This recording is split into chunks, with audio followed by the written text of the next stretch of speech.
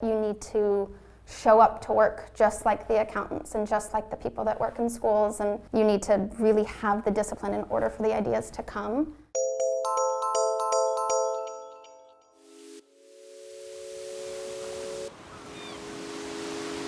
On a trip to Paris in 2008, I found this hat in a vintage shop that I loved. It was made in the 40s and it was still in pristine condition. It was still relevant.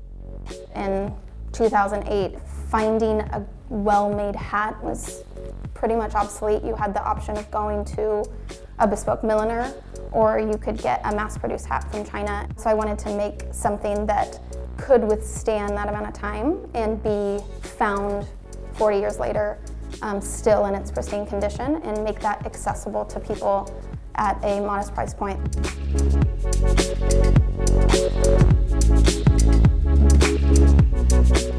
The company started in 2013 officially. That was when I launched my first collection. I was nannying after college so that I could save money, try to figure out what I was going to do. That initial nest, which was just $10,000, which went right into inventory. I have had to be pretty resourceful with every dollar that's spent because it's still self-funded. We've never taken funding. The creative process is an interesting process, and it's one that's constantly evolving.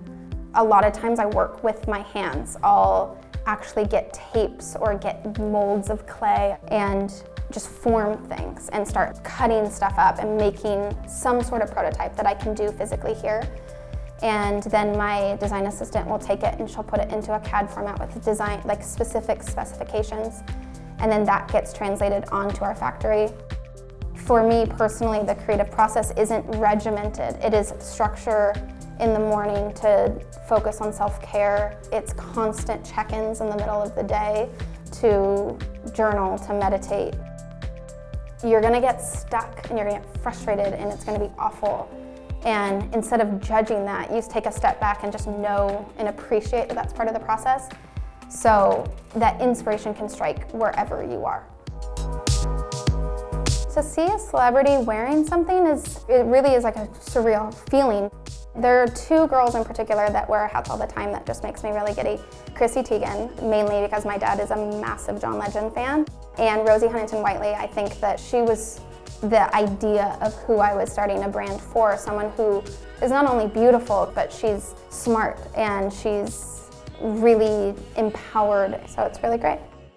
We're going to maintain our growth of taking things as we can handle them and doing everything well. And I would love to see this become a full-fledged lifestyle brand. I'm challenging myself because at this point we know how to make hats. I want to go on to the next, and that's why we launched handbags. And after that, we don't know what we're gonna launch next, but there'll definitely always be something because I'm not satisfied with staying stagnant. So I'm constantly going to evolve, and I think that it'll always be the case for the brand.